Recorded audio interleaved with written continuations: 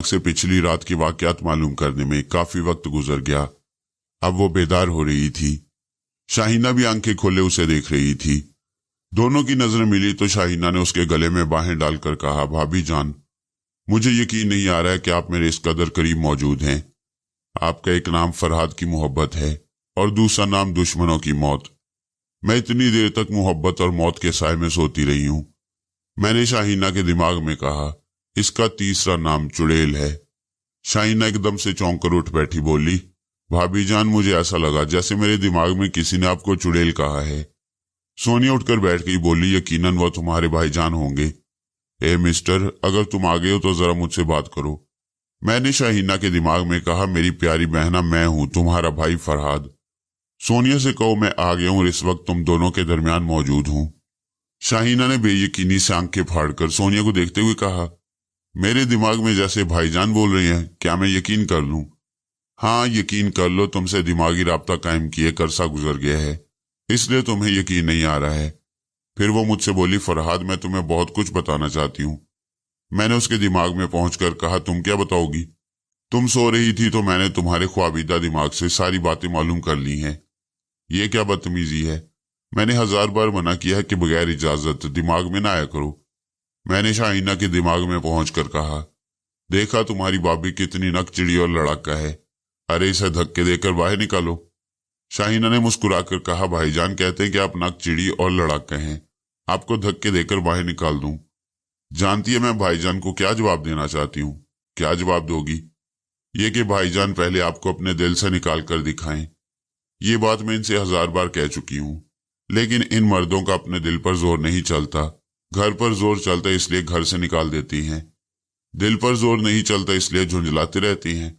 भाभी, आमतौर से कहा जाता है कि औरत का जादू सर चढ़कर बोलता है। मैं समझती हूँ जो सर चढ़कर बोलता है वो सर से उतर भी जाता है, लेकिन आप जादू नहीं है। टेलीपैथी निकल जाए तो वो खाली रह जाएंगे, वो आपके बगैर अधूरे हैं। ये कहकर शाहीना ने सोनिया के गले में बाहें डाल दी। मैंने मुस्कुराते हुए कहा, क्यों, अपनी भाभी को सर पर चढ़ा रही हो? सोनिया ने कहा, अपने भाईजान से कहो काम की बातें करें। मैंने शाहीना की जुबान से कहा, मैं तुम्हारे दिमाग को पढ़ चुका हूं। तुम ये मालूम करना चाहती हो कि कल रात जो जादुई वाकयात पेश है उनमें फ्रॉड किस हद तक था? मैं यही मालूम करना चाहती हूँ। वैसे वो नादीदा इंसान सरासर फ्रॉड था, लेकिन वो शाहीना को सुई चुभोने वाला मामला मेरी समझ में नहीं आया। वो हकीकतन काले जादू का अमल था। ये तो हम किताबों में भी पढ़ चुके हैं और ऐसे जादूगरों से हमारा सामना भी हुआ है। मैं छमिया जैसी जादूगरनी को कभी नहीं भूल सकता। फिर अफ्रीका वगैरह में ऐसे विच डॉक्टर हैं जो पुतलों में सुई चुभोकर अपने मामूल को अजियतों में मुब्तला कर सकती हैं, जिस तरह कल रात शाहीना के साथ किया गया था।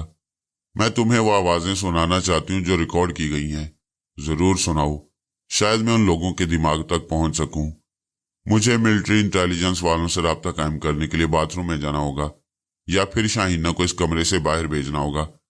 मैं नहीं चाहती कि इसी या किसी को भी मेरे लॉकेट की हकीकत का इल्म हो। एहतियात लाजमी है, मैं शाहीना को समझाता हूँ। वो थोड़ी देर के लिए कमरे से बाहर चली गई। सोनिया मुझसे बातें करते हुए मुस्कुरा रही थी। शाहीना ने उसे मुस्कुराते हुए देखकर समझा कि शायद हम लोग कुछ राजो न्याज की बातें कर रही हैं, इसलिए उसका मौजूद रहना मुनासिब नहीं है। वो बिस्तर से उठकर बोली, आप भाईजान से बातें करें, मैं थोड़ी देर बाद आऊंगी। सोनिया ने उसका हाथ पकड़कर कहा, अरे कहाँ जाती हो? भला उनसे क्या बातें करनी है?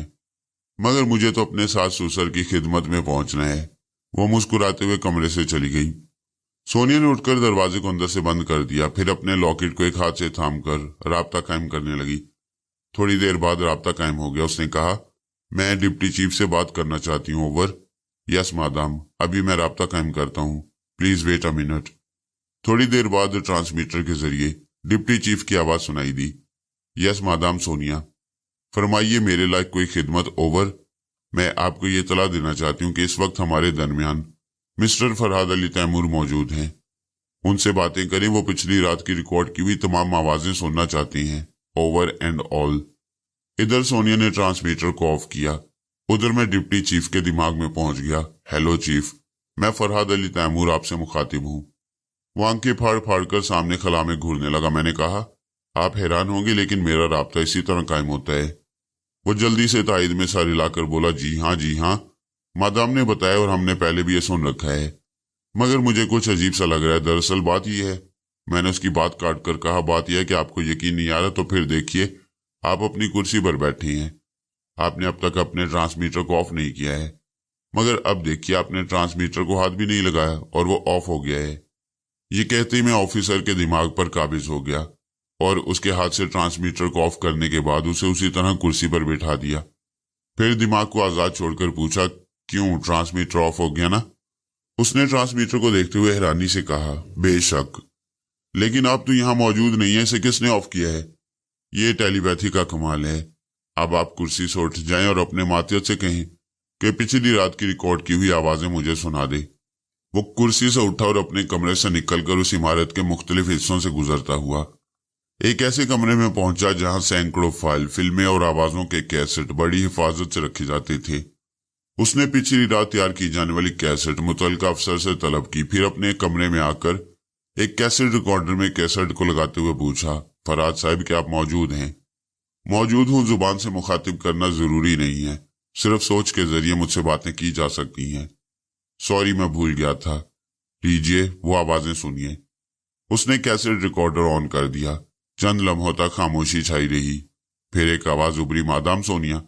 मैं इस यकीन के साथ अपनी आवाज सुना रहा हूं कि इस वक्त हमारे दरमियान फरहाद मौजूद नहीं है।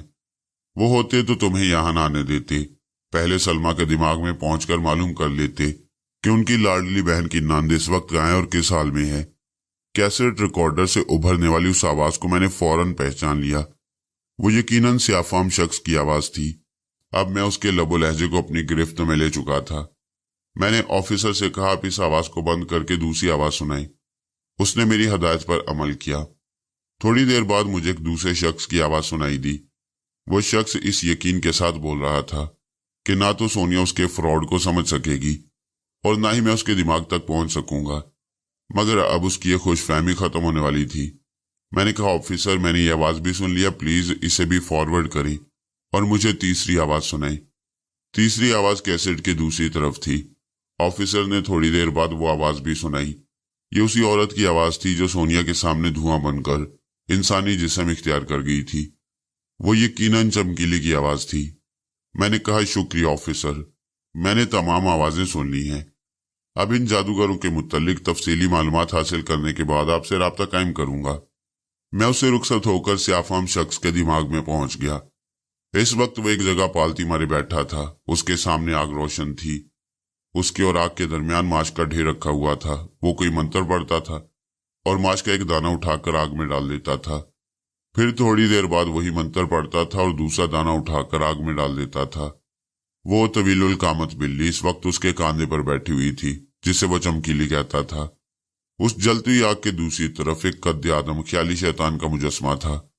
उस मुजस्मे के फैले हुए हाथ में मिट्टी का छोटा सा पुतला था जो शाहीना के नाम से बनाया गया था और पिछली रात उसी में एक सुई चुभोई गई थी। दोबारा जरूरत के वक्त वही अमल दोहराने के लिए इस पुतले को हिफाजत से शैतान के हाथ पर रखा गया था। पहले मैंने ये मालूम किया कि वो सियाफाम कौन है और इस वक्त किस अमल में मसरूफ है। पता चला कि उसका नाम भोंदू चमार था। वो जात का चमार था, इसीलिए उसे भोंदू चमार कहा जाता था। जब मैं उसके दिमाग से ये बातें मालूम कर रहा था तो वो मंत्र पढ़ते वक्त गड़बड़ा जाता था। याददाश्त के मुताबिक उसकी जुबान मंत्र पढ़ती रहती थी, लेकिन दिमागी सोच मेरे लिए मालूमात फराम कर रही थी। ऐसे में उसका गड़बड़ा जाना यकीनी था। जब 2-3 बार इस तरह मंत्र पढ़ते पढ़ते जरा गड़बड़ाया तो बिल्ली गुराते हुए उसके कांधे से उतरकर सामने आ गई और उसे घूर कर देखने लगी। उसने हाथ जोड़कर कहा, चमकीली मुझे मुआफ कर दे, पता नहीं मेरा दिमाग कहाँ भटक गया था। मैं अब ठीक से जाप करूंगा। जब तक माश के एक एक दाने को आग में नहीं डाल दूंगा उस वक्त तक यहां से नहीं उठूंगा। मेरे कांधे पर बैठ जा। बिल्ली फिर उछलकर उसके कांधे पर सवार हो गई। मैं भी दोबारा उसके दिमाग को कुरीदने लगा। मैंने उसकी सोच में पूछा, क्या इस जाप से हमारा मकसद पूरा हो जाएगा? उसकी सोच ने जवाब दिया, पूरा क्यों नहीं होगा, जरूर होगा।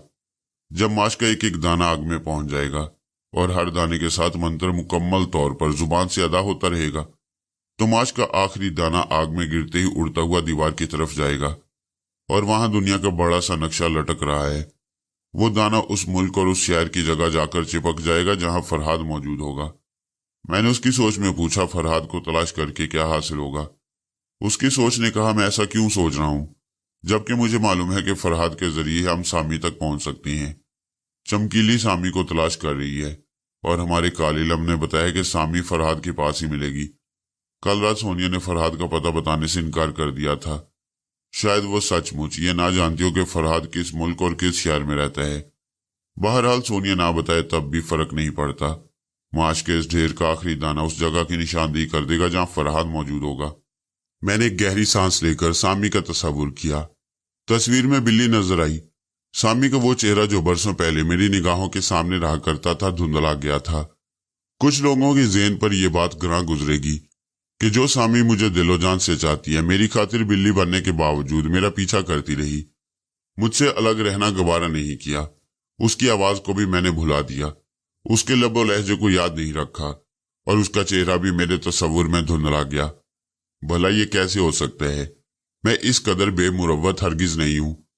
ये बात इस हद तक दुरुस्त है कि जब मैं किसी को दिमाग से निकालता हूं तो फिर उसकी तरफ ज्यादा तवज्जो नहीं देता। दूसरी बात यह कि जिस अंदाज में मैं और सामी एक दूसरे से बिछड़े थे, उसके बाद मैंने सामी को दानिस्ता भुला दिया था। इसकी वजह यह थी कि सामी को अपना जिस्म बहुत अजीज था और मुझे अपने वतन की सरजमीन से प्यार था। मैंने उससे कहा था कि अगर वो अपने जिस्म की हिफाजत के लिए मेरी सरहद से पार जा रही है तो मुझे भी अपनी जमीन से मोहब्बत है। वो अपने जिस्म से मोहब्बत करे, मैं अपनी जमीन पर पांव जमाए भवानी शंकर जैसे गैर मुल्की एजेंट का खात्मा कर दूंगा। मैं इस तफसील में नहीं जाना चाहता कि सामी से किस तरह जुदाई हुई थी। आप मेरे माजी को अच्छी तरह जानते हैं। एक बात मैं जरूर कहूंगा और वह ये कि सामी को बाद में अपनी गलती का एहसास हुआ था, इसलिए वो बिल्ली के जिस्म में कैद रहने के बावजूद भी मेरे साथ लगी रही। फिर तकदीर ने उसे मुझसे जुदा कर दिया। अब भोंदू चमार कुछ हैरानी और बेयकीनी से सोच रहा था, क्या वही सामी एक बार फिर हसीन दोशीजा के रूप में मेरे सामने आएगी? क्या वो लोग फिर सामी को मुझसे छीन कर ले जाएंगे? इस दौरान फिर भोंदू चमार जाप करते गड़बड़ा गया। इस बार चमकीली उसके कांधे से उतरकर गुराती हुई अपने पंजे जमीन पर मारकर गुस्से का इजहार कर रही थी। भोंदू चमार ने हाथ जोड़कर कहा, चमकीली पता नहीं मुझे क्या हो गया है, मेरे दिमाग में रह रहकर दूसरी बातें आ जाती हैं और मैं मंत्र भूल जाता हूं। चमकीले ने छलांग लगाकर उसके मुंह पर जोर से पंजा मारा और दूसरी जानिब जाकर बैठ गई। भोंदू ने चीख मारकर अपना हाथ चेहरे पर रख लिया। उसके चेहरे पर खराशें पड़ गई थी और लहू की नन्ही नन्ही बूंदें उभर आई थी। उसने गिड़गिड़ा कर कहा, मुझे माफ कर दो, अब मैं गलती नहीं करूंगा, पूरे ध्यान से मंत्र पढ़ूंगा। बिल्ली ने आहिस्ता आहिस्ता आग के गिर्द एक चक्कर लगाया और माश के ढेर के पास बैठ गई। उसने दोबारा जमीन पर हाथ मारा। भोंदू चमार उसकी तमाम हरकतों को गौर से देख रहा था। उसने सर हिलाकर कहा, मैं समझ गया, तू कह रही है कि अब इससे दुगने माश के दानों पर मुझे मंत्र पढ़ना होगा। ये मेरी सजा है और तेरे कालिलम का तकाजा भी। ठीक है, अब मैं इस ढेर को दुगना कर देता हूं। मैंने उसकी सोच में कहा, मगर दुगना ढेर तो बहुत ज्यादा है। उसके एक एक दाने पर मंत्र पढ़ते पढ़ते आधी रात से भी ज्यादा वक्त गुजर जाएगा। उसने परेशान होकर बिल्ली को देखा, बोला, चमकीली कल तमाम रात हम जागते रहे, बस से जरा सी देर सोने का मौका मिला। अब मैं फिर से पढ़ना शुरू करूंगा तो आज का सारा दिन और सारी रात भी गुजर जाएगी। मैं बहुत थका हुआ हूं, दिमाग में कुछ गड़बड़ है, मुझे आज माफ कर दो, मैं कल सुबह ही उठकर मंत्र पढ़ना शुरू कर दूंगा। बिल्ली ने चंद लम्हों तक उसे घूर कर देखा, फिर वहां से उठी और आहिस्ता आहिस्ता जाकर शैतान के मुजस्मे के कदमों में बैठ गई। भोंदू ने खुश होकर कहा, चमकीली तू मेरी परेशानियों को समझती है, मैं कल ताजा दम होकर मंत्र पढ़ूंगा। हम कल शाम तक फरहाद का पता मालूम कर लेंगे। उसने अपनी जगह से उठकर आग बुझाई, फिर एक थैले में से मांस निकालकर उस ढेर को पहले से दुगना कर दिया। एक तरफ फर्श पर सूखी घास का बिस्तर लगा हुआ था। वो वहां जाकर आराम से चारों शाने चित लेट गया। उसकी सोच बता रही थी कि वो एक झोंपड़ी के अंदर है और वो झोंपड़ी लाहौर शहर से दूर रावी के एक वीरान साहिल पर बनाई गई है। कच्ची सड़क से एक गाड़ी वहां आती है और उन्हें वहां से शहर पहुंचा देती है। इसी गाड़ी में वो शहर से झोंपड़ी तक आती हैं। ये गाड़ी उन गैर मुल्की एजेंटों की थी जो भोंदू को अपने मकसद के लिए इस्तेमाल कर रहे थे। उसके दिमाग ने बताया कि सोनिया को दी जाने वाली मोहलत के मुताबिक वो गैर मुल्की एजेंट कल रात 9 बजे आएंगे। अगर उसने माइक्रोफिल्म उनके हवाले नहीं की तो फिर वो शाहीना को अजियतें पहुंचा कर मजबूर करेंगे कि वो उनका मुतालबा पूरा करे। मुझे उन गैर मुल्की एजेंटों तक पहुंचने के लिए कल रात तक का इंतजार करना था। मैंने भोंदू के दिमाग से मालूम किया कि शाहीना को किस तरह काले जादू के अमल से बचाया जा सकता है। उसकी सोच ने कहा शाहीना के नाम से जो पुतला बनाया गया है, उसकी कमर में शाहीना के सर का बाल बंधा हुआ है। उस बाल को खोल दिया जाए तो शाहीना काले अमल के असर से आजाद हो जाएगी। मैंने पूछा शाहीना का बाल हाथ कैसे लग गया? उसकी सोच ने जवाब दिया, मैंने गैर मुल्की एजेंट से कहा था कि अगर वो लोग सोनिया को बेबस मजबूर कर देना चाहती हैं तो हमें शाहीना को काले इल्म का निशाना बनाना होगा। इसके लिए मुझे शाहीना के सर का एक बाल दरकार है। उन लोगों ने दूसरे ही दिन मुझे बालों का पूरा गुच्छा लाकर दे दिया। पता नहीं उन्होंने कैसे वो बाल हासिल किए थे। मैंने उनसे ये बात नहीं पूछी। मैंने सोचा इस पुतले की कमर से शाहीना के बाल को फिलहाल खोलना मुनासिब नहीं। भोंदू इस बात से परेशान हो जाएगा कि आखिर बाल किस तरह खुल गया और कहाँ गायब हो गया। मैं उन्हें ये बताना नहीं चाहता था कि मैं उनके दिमाग तक पहुंच चुका हूं। भोंदू चमार और चमकीली के मुतालिक बहुत कुछ मालूम करने के बाद मैं उस शख्स के दिमाग में पहुंचा जो गुज़िश्ता रात सोनिया के सामने एक नादीदा शख्स बना हुआ था। उसका दावा था कि उसका कोई वजूद नहीं। मैं पलक झपकते ही उसके दिमाग में पहुंच गया। ये वही गोल्फ का खिलाड़ी जेम्स रॉबिन था जिसकी तलाश में सोनिया लाहौर आई थी और जो अब लापता हो चुका था। वो इस वक्त नींद से बेदार हुआ था और बैटी का इंतजार कर रहा था। कुछ दूर उसकी निगाहों से ओझल कोई औरत उसे कह रही थी, डार्लिंग सुबह हो चुकी है, उठकर मुंह हाथ धो लो, लंच के बाद चाय पी लेना। उसकी आवाज सुनते ही मैं उसके दिमाग में पहुंच गया। ये वही औरत थी जो गुज़िश्ता रात चमकीली बनकर सोनिया को मरूब करना चाह रही थी। जेम्स रॉबिन ने बिस्तर से उठते हुए पूछा, मालिनी कोई पैगाम आया है क्या? वो उसकी तरफ आते हुए बोली, कोई पैगाम नहीं है। हमारे तमाम साथी मोहतात हो गए हैं। मैंने तुम्हें मना किया था कि सोनिया को अपनी और मेरी आवाज ना सुनाओ, लेकिन तुम जादुई चालें चलाकर उसे बेवकूफ बनाना चाहते थे। वो बहुत ही मक्कार है। तुम्हारी तमाम चालें नाकाम हो गई। हमारे दूसरे साथी हमसे दूर रहने पर मजबूर हो गए हैं। शायद शाम तक उनका कोई पैगाम मौसूल हो। वो ख्वाबगाह में आकर बिस्तर दुरुस्त करने लगी। जेम्स रॉबिन ने बाथरूम की तरफ जाते हुए कहा, मैं मुंह हाथ धोकर आता हूं, तुम मेज पर खाना लगाओ। वो ख्वाबगाह से निकलकर किचन की तरफ चली गई। मैं उसके दिमाग में मौजूद था। मैंने उसकी सोच में सवाल किया, कल रात सोनिया को बड़ी अच्छी तरह उल्लू बनाने की कोशिश की गई थी। उसके सामने बिल्ली धुआं बनकर बूढ़ी चमकीली के रूप में आ गई थी। हमने किस तरह उसे ये तमाशा दिखाया था? क्या उसने ये भी मालूम कर लिया होगा? मालिनी ने हकारत से कहा, सोनिया का बाप भी नहीं जान सकता कि हमने ये सब प्रोजेक्शन के जरिए किया था। सोनिया के सामने की दीवार का कुछ हिस्सा एक तरफ से रख गया था। गहरी तारीकी में सोनिया ये नहीं देख सकी होगी कि दीवार के सिरकने के बाद एक स्क्रीन नमूदार हो गया है जिसके पीछे प्रोजेक्शन के जरिए फिल्म चलाई जा रही थी। उस फिल्म का मंजर यही था कि एक बिल्ली धुएं में तब्दील होकर इंसान का रूप इख्तियार कर लेती है और जब वो चमकीली बनती है तो स्क्रीन पर एक की बजाय 4 चमकीली दिखाई जाती हैं। पसे मंजर में मैं चमकीली बनकर बोल रही थी। मैंने उसकी सोच में कहा, हमने सोनिया को मजबूर और बेबस बनाने के लिए अपने तौर पर बड़ी कामयाब चालें चली थी। ये दूसरी बात है कि नाकाम रहे। बहरहाल अब भोंदू चमार के जरिए काम तो हो ही जाएगा। रॉबिन नितने मंसूबे बनाने में माहिर है और बड़ी कामयाबी से उन पर अमल करता है। आज उसका एक मंसूबा नाकाम हो गया तो हमें अपने साथियों से अलग कर दिया गया। मालिनी की अपनी सोच ने कहा, हाँ ये बड़ी मुसीबत है। फरहाद के सिलसिले में जब कोई मुहिम शुरू की जाती है तमाम लोग एक दूसरे से दूर भाग जाती हैं, जैसे फरहाद कोई मुतद्दी मर्ज हो। करीब आते उन्हें भी बीमारी लग जाएगी। मैंने उसकी सोच में पूछा, अब हम सबसे अलहदा तो हो गई हैं, लिहाजा राब्ता कैसे होगा? उसकी सोच ने कहा, टेलीफोन करने का तो सवाल ही पैदा नहीं होता। जो भी हमसे फोन पर बात करेगा उससे इस बात का अंदेशा रहेगा कि कहीं फरहाद हमारे दिमाग से उसकी आवाज ना सुन ले। दुनिया का कोई भी मुजरिम, ख्वाह वो कितने ही मजबूत एहसाब का मालिक हो, फरहाद से दहशत ज़दा रहता है। वैसे मेरा दावा है और रॉबिन को यकीन है कि फरहाद अभी तक हमारे दिमागों में नहीं पहुंच सका है। मालिनी की सोच का रुख बदल गया। मुझे मेरे सवाल का जवाब नहीं मिल रहा था। इस वक्त वो किचन से खाने की डिश उठाकर ड्राइंग रूम के मेज पर ले जा रही थी। मैंने उसकी सोच में कहा, हाँ तो मैं ये सोच रही थी कि अपने लोगों से राब्ता कैसे कायम होगा।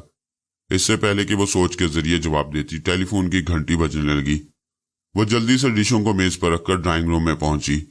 दूसरी तरफ से जेम्स रॉबिन भी दौड़ता हुआ आया। उसने मालिनी से पहले ही रिसीवर उठाकर कहा, हेलो। दूसरी तरफ से टिक टिक टिक की आवाजें सुनाई देने लगी। शायद टेलीग्राम की जुबान में कुछ कहा जा रहा था। रॉबिन तवज्जो से सुनता रहा, फिर उसने सर हिलाकर कहा, शुक्रिया, मैं अभी पैगाम पढ़ लूंगा। वो रिसीवर रखते हुए मालिनी से बोला, बाहर लेटर बॉक्स में हमारे नाम एक खत है, वो निकाल कर ले आओ। मालिनी बाहर चली गई। वो आहिस्ता आहिस्ता चलता हुआ ड्राइंग रूम में आया और एक कुर्सी पर बैठकर खाने में मसरूफ हो गया। मैंने उसकी सोच में शाहीना का नाम लिया, फिर उसके सर के बालों का तस्वुर किया। आदमी के दिमाग में जिस चीज का ख्याल उभर आए वो उसी के बारे में सोचने लगता है।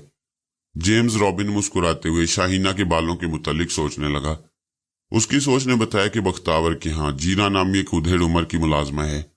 मालिनी ने उसे 1000 रुपये रिश्वत के तौर पर दिए थे और उससे कहा था कि शाहीना के सर का एक आध बाल किसी तरह हासिल करके ले आओ।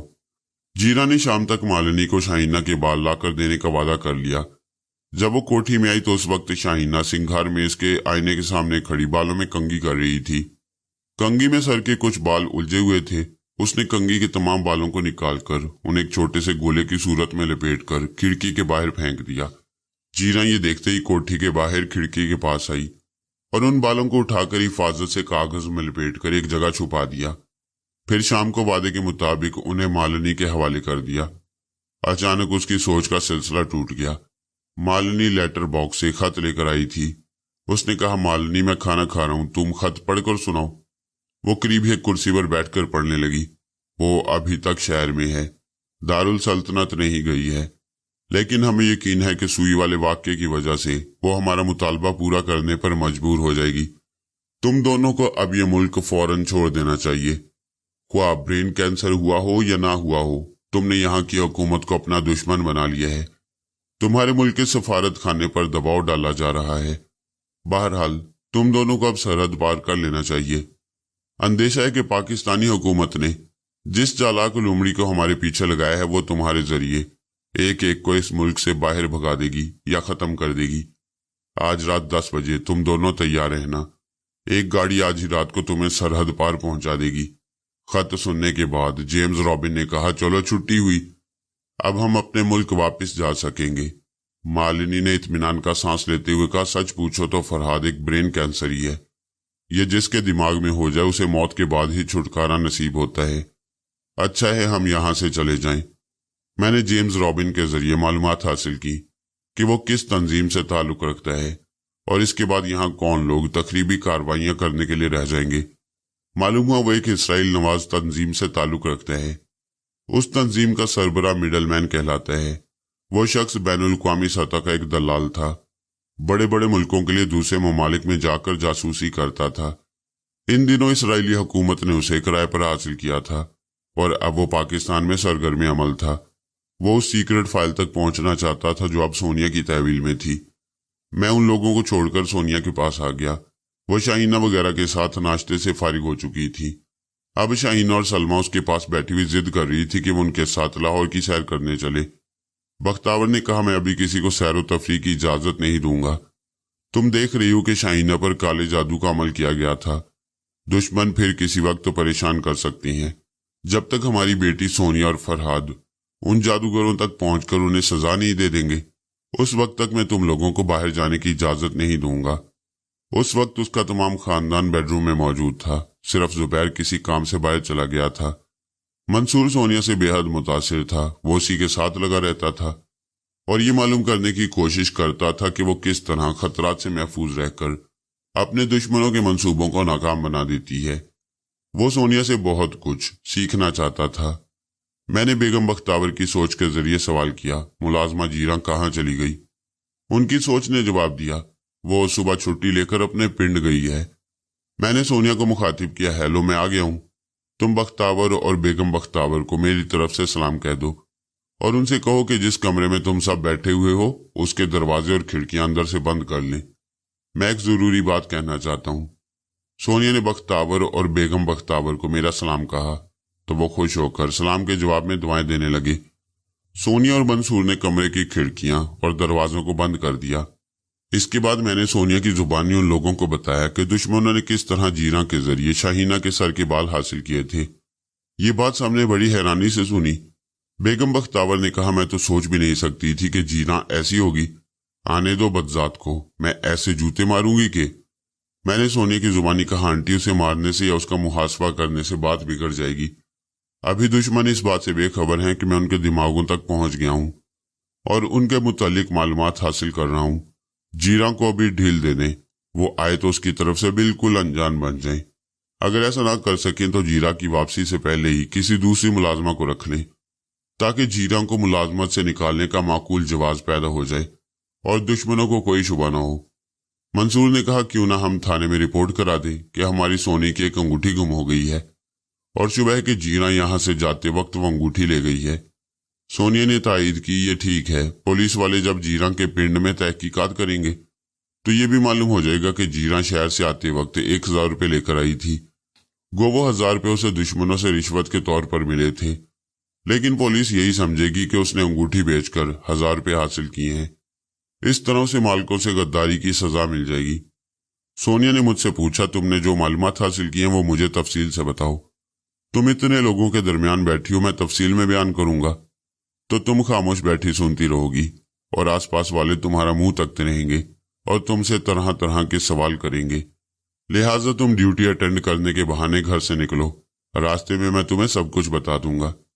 سونیا نے اٹھتے ہوئے کہا، انکل مجھے دفتر جانا ہے، جب تک ہم دشمنوں کو گرفتار نہیں کر لیتے اس وقت تک آپ لوگوں کو اپنی زبان پر مکمل قابو رکھنا ہوگا۔ بختاور نے اپنی جگہ سے اٹھتے ہوئے کہا، بیٹی ہم بھی محب وطن ہیں، تمہاری اور فرحاد کی قدر کرتے ہیں، تم دونوں مجھے اپنے خاندان کے ساتھ خاک ہو جانے کے لیے بھی کہو گے تو ہم انکار نہیں کریں گے۔ وہ شاہینہ کے ساتھ اس کے بیڈ روم میں آئی اور اپنے سوٹ کیس سے پتلون اور بشرٹ نکال کر پہننے لگی۔ سائرہ بانو نے اس کا سوٹ کیس اس کے پاس پہنچا دیا تھا۔ شاہینہ نے پوچھا، بھابی جان آپ کتنے عرصے سے بھائی جان سے جدا ہیں؟ یہ سن کر سونیا کچھ اداس ہو گئی، پھر آہستگی سے بولی، یہ نہ پوچھو تو بہتر ہے، تمہارے بھائی جان بہت ہی سنگ دل اور بے مروت ہیں، کبھی میرے پاس ایک دن بھی رہنا گوارا نہیں کرتے، طرح طرح کے بہانے بنا کر مجھ سے دور رہتے ہیں۔ یہ تو بڑے افسوس کی بات ہے اور بڑی ناانصافی ہے، میں بھائی جان سے آپ کے لیے لڑائی کروں گی۔ میں نے شاہینہ کے دماغ میں کہا، بیٹے میں مجبوراً سونیا سے دور رہتا ہوں، ورنہ تم نے دیکھا ہے کہ تمہاری بھابی جان کتنی پیاری ہیں، ہر اعتبار سے قابل قدر ہیں، صورت سیرت شخصیت ذہانت بے باکی بے خوفی، کسی اعتبار سے بھی کوئی دوسری عورت سونیا کا بدل نہیں ہو سکتی۔ بھائی جان آپ اتنی تعریفیں کرتے ہیں، بھابی جان کو اتنا چاہتے ہیں، پھر دور کیوں رہتے ہیں؟ مجبوری ہے، میں تمہیں کیا بتاؤں، خود سونیا جانتی ہے کہ میں کیسے حالات سے گزرتا رہتا ہوں، اکثر اپنوں کی بھلائی کی خاطر مجھے ان سے دور رہنا پڑتا ہے۔ یہی دیکھو کہ سونیا تم سے ملنے آئی تو دشمن تمہیں ٹریپ کرنے لگے، تمہیں نقصان پہنچانے کی کوشش کرنے لگے، اسی لیے ہم اپنوں کے ساتھ گھریلو اور خاندانی زندگی نہیں گزار سکتے کہ کہیں ہماری وجہ سے دشمن ہمارے عزیزوں اور رشتہ داروں کو پریشان کرنا نہ شروع کر دیں۔ اس طرح ہم کمزور ہو جائیں گے اور بیک وقت کئی محاذوں پر لڑ نہیں سکیں گے۔ بھائی جان میں آپ کی بات سمجھ رہی ہوں، یقیناً آپ ہمارے ساتھ رہیں گے تو دشمن ہمیں نقصان پہنچائیں گے، لیکن بھابی جان کے ساتھ رہیں گے تو کس کی مجال ہے کہ کوئی انہیں نقصان پہنچائے؟ وہ تو آپ کے بغیر ہی دشمنوں کے دانت کھٹے کر سکتی ہیں، پھر مجبوری کیسی ہے؟ بھائی تم تو بچوں کی طرح بحث کرنے لگی ہو، آخر تم چاہتی کیا ہو؟ میں جو چاہتی ہوں وہ آپ سے منوا لوں گی۔ مجھے اس بات پر ناز ہے کہ میں دن کو رات کہوں تو میرے بھائی جان بھی رات کہنے پر مجبور ہو جائیں گے۔ کیا میں غلط کہتی ہوں؟ نہیں بیٹے، تمہارے لیے تو فرحاد کی جان بھی حاضر ہے، میں تمہاری ہر ضد پوری کرنے پر مجبور ہوں، مگر مجھے یہ بھی یقین ہے کہ میری بہن ضد کرتے وقت میری مجبوریوں کا بھی خیال رکھے گی۔ میں خیال نہیں رکھوں گی تو اور کون رکھے گا؟ سن لیجئے، میں اپنی بھابی جان کو پھر سے دلہن بنانا چاہتی ہوں۔ میں نے چونک کر پوچھا، یہ تم کیا کہہ رہی ہو؟ بالکل ٹھیک کہہ رہی ہوں، بھابی جان اس وقت غیر مسلم ہے، آپ نے شادی بھی کی تو پورے اسلامی طور طریقے سے نہیں کی۔ میں انہیں اسلام قبول کرنے کے لیے کہوں گی، جب یہ مسلمان ہو جائیں گی تو باقاعدہ نکاح پڑھایا جائے گا۔ یہ شادی ہمارے مزاج، ہمارے مذہب، ہمارے معاشرے اور ہماری تہذیب کے مطابق ہوگی۔ مگر بیٹے میں رسمنتی سے شادی کر چکا ہوں، مجھے معلوم ہے، میں رسمنتی کی بھی عزت کروں گی، لیکن آپ برا نہ مانیں، رسمنتی بھابی کو آپ سے دلی لگاؤ نہیں ہے۔ اگر وہ دل کی گہرائیوں سے محبت کرتی تو آپ کو بیوی بننے سے پہلے اسلام قبول کر لیتی۔ دیکھیے یہ ایک لمبی بحث ہے کہ انہوں نے اسلام قبول کیوں نہیں کیا، یا آپ نے انہیں مسلمان بنانا ضروری کیوں نہیں سمجھا۔ یہ آپ دونوں کا ذاتی معاملہ ہے، میں آپ لوگوں کا محاسبہ کرنا نہیں چاہتی، لیکن ایک نیک کام کرنا چاہتی ہوں، اور وہ یہ کہ جو ہستی آپ کو دنیا میں سب سے زیادہ چاہتی ہے اور جو آپ کی خاطر ایک خدا اور آخری رسول صلی اللہ علیہ وآلہ وسلم پر ایمان لا سکتی ہے، मैं उसे मुसलमान बनाकर बाकायदा आपसे निकाह पढ़वा कर अपनी भाभी जान बनाना चाहती हूँ। क्या आप इनकार करेंगे? भाई वो तो तुम्हारी भाभी जान पहले ही हैं, फिर दूसरी बात निकाह पढ़ाने की क्या जरूरत है? मैंने कहा ना कि इस्लामी असूलों के मुताबिक दोबारा आपका निकाह होना चाहिए। मैंने शिकस्त तस्लीम करते हुए कहा, बेटे तुम्हारी ये जिद हर एतबार से जायज और माकूल है। मैं तुम्हारी खुशी पूरी कर दूंगा नहीं, अभी करेंगे। मैंने हैरानी से पूछा, अभी कैसे? ऐसे कि भाभी जान दफ्तर से वापस आएंगी तो हम उन्हें गुस्ल करा के कलमा पढ़ाएंगे और 2 रकात नमाज पढ़ाकर पूरी तरह मुशर्रफ बा इस्लाम करने के बाद काजी को बुलाकर निकाह पढ़ाएंगे। आप इतनी जल्दी यहाँ नहीं आ सकती हैं, लेकिन सोच के जरिए निकाह तो कबूल कर सकती हैं। जब हजारों मील के फासले से टेलीफोन के जरिए निकाह हो जाता है तो फिर सोच के जरिए क्यों नहीं हो सकता? तुम तो अजीब बातें कर रही हो। पहले हमें किसी आलिम दीन या मुफ्ती साहब से मालूम करना होगा कि सोच के जरिए निकाह पढ़ाया जा सकता है या नहीं। मैं ये मालूमात हासिल कर लूंगी, लेकिन आप भी अच्छी तरह सुन लें। अगर मुफ्ती साहब ने यह कह दिया कि सोच के जरिए निकाह नहीं पढ़ाया जा सकता तो फिर आपको 24 घंटे के अंदर यहां पहुंचना होगा। नहीं आएंगे तो मैं रो रो कर जान दे दूंगी। तुम अपनी जिद से मुझे परेशान कर रही हो। मैं 24 घंटे के अंदर कैसे आ सकता हूं? चलिए 24 घंटे ना सही, 48 घंटे के अंदर तो आ सकती है ना? भाई मुझे कुछ सोचने का तो मौका दो। अपनी ही बात मनवाने पर अड़ी हुई हो। ठीक है, भाभी जान इस वक्त दफ्तर जा रही हैं, शाम तक आप भी अपना फैसला सुना दें। वो मुझसे जुबानी बातें कर रही थी, इसलिए सोनिया भी सब कुछ सुनकर उसे प्यार भरी नजरों से देखते हुए मुस्कुरा रही थी। मैंने उसके दिमाग में पहुंचकर कहा, क्या बेहयाओं की तरह मुस्कुरा रही हो? तुम इसे समझा नहीं सकती। मैं क्या समझाऊं बेमुरव्वत कहीं के। मैंने तुम्हें बांध कर रखने के लिए हजारों कोशिशें कर डाली, मगर तुम बंधन तोड़कर भागते रहे। अब जरा शाहीना को नाराज करके दिखाओ। अगर तुमने उसका दिल तोड़ दिया तो मैं यकीन कर लूंगी कि तुम इंसान नहीं पत्थर हो और दुनिया में किसी भी रिश्ते का एहतराम नहीं कर सकते। ये कहकर सोनिया ने शाहीना को इतने शदीद प्यार के जज्बे से देखा जैसे उसकी रूह शाहीना के लिए खिंचकर आंखों में आ गई हो। फिर उसने आगे बढ़कर शाहीना को अपने सीने से लगा लिया। ममता भरे अंदाज में उसकी पेशानी को चूम कर कहा, मर्द कितना ही संग दिल हो, वो अपनी औलाद के सामने घुटने टेक देता है।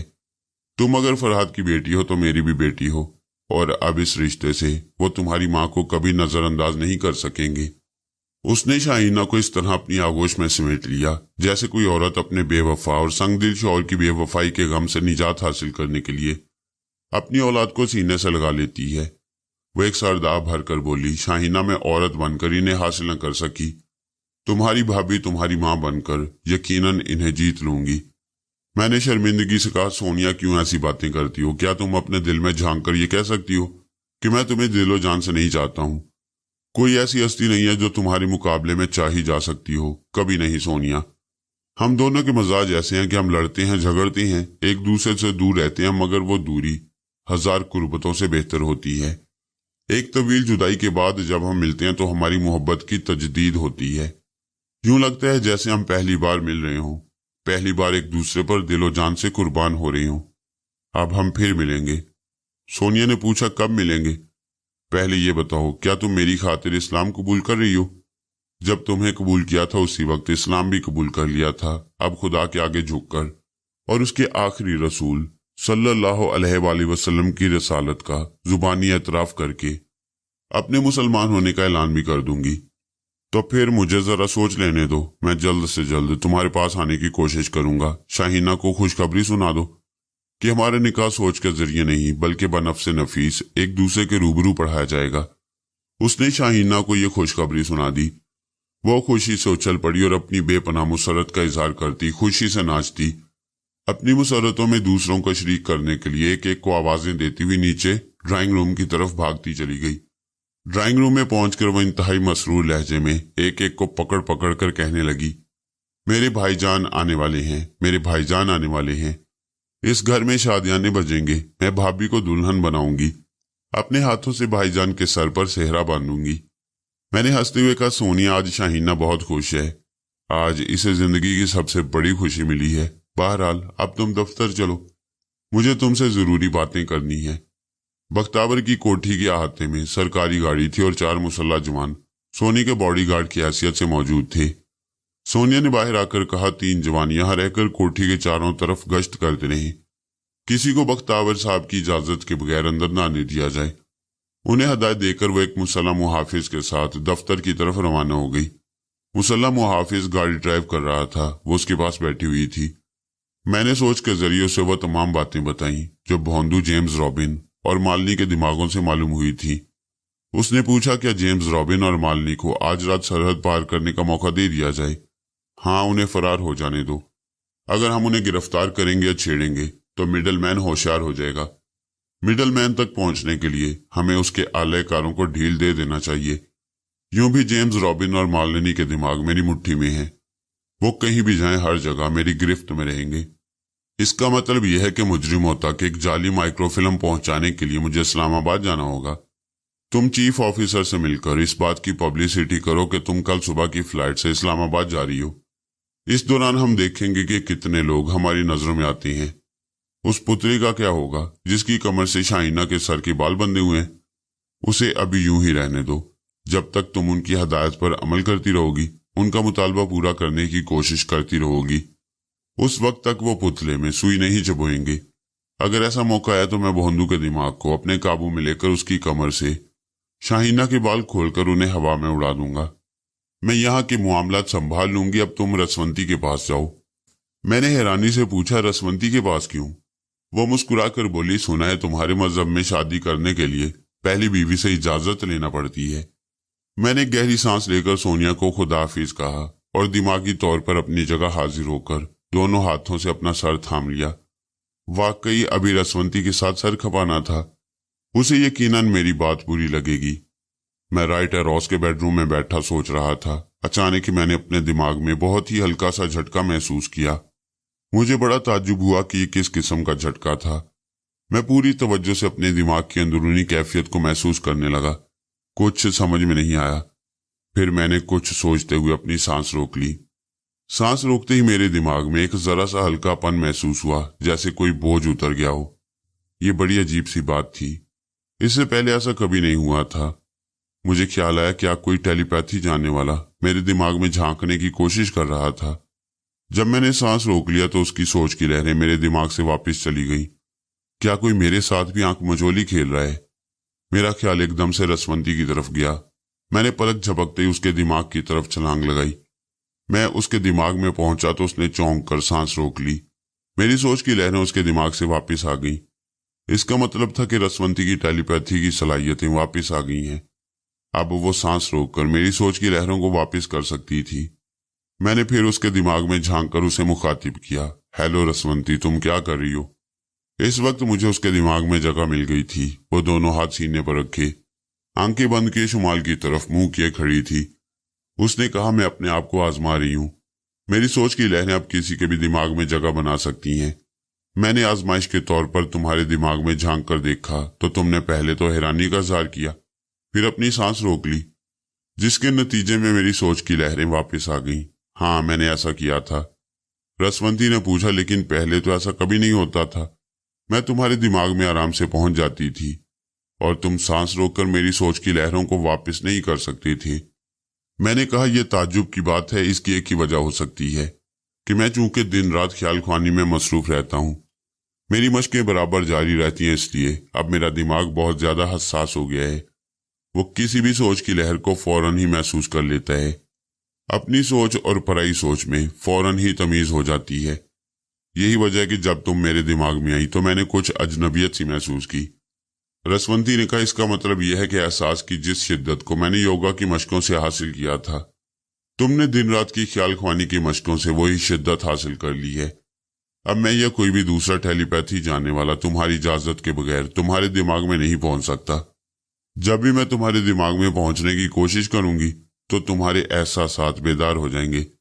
میں نے دل ہی دل میں خدا کا شکر ادا کیا۔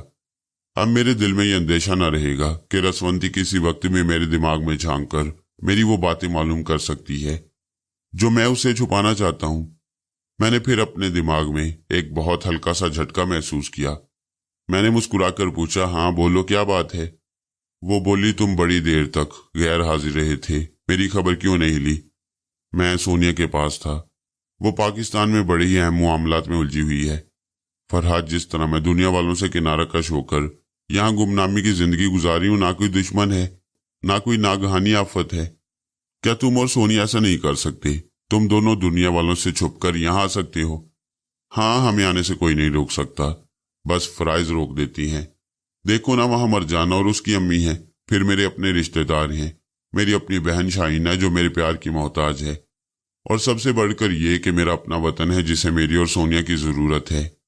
मैं उन सब फराइज को भूलकर कैसे गोशे तन्हाई में जिंदगी गुजार सकता हूँ? मैं तुम्हें तुम्हारे इरादों से बाज नहीं रख सकती।